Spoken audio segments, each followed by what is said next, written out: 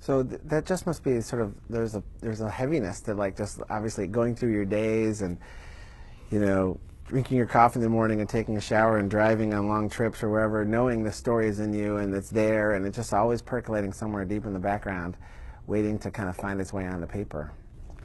Yeah, it's not always a heaviness. I mean, sometimes it's actually fun, but it's definitely, I'm distracted a lot. And my wife will often say to me, what are you thinking about right now? She's like, you're thinking about some story. And I always, you know, that's usually what I'm thinking. Sometimes you're thinking about something completely mundane, like, you know, I forgot to turn off the toaster oven. But a lot of times it's thinking about the story. And, you know, and that's the way it's been since I was a kid. And I think, you know, I've always known I wanted to be a writer. And there's the great I.B. Singer line where he said, when I was a child, they called me a liar, and now they call me a writer. And I think it was for me the same, where I was kind of a pathological liar as a child. And when I was in second grade, we had an assignment in class to write about what our father did for a living, and I said he was a submarine commander.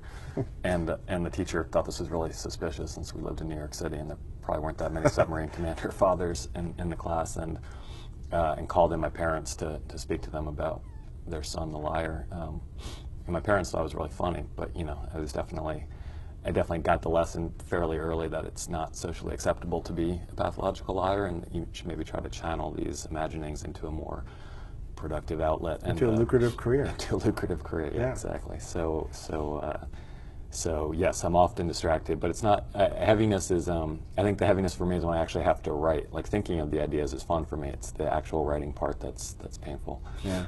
And I think the payoff for all of us as fans is a book like City of Thieves, which I think is one of the most memorable books, a book that I've read and cannot get out of my head. It's one of those things that just sticks with you.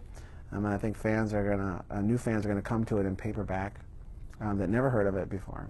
Well, thank you for saying that, and I hope you're right.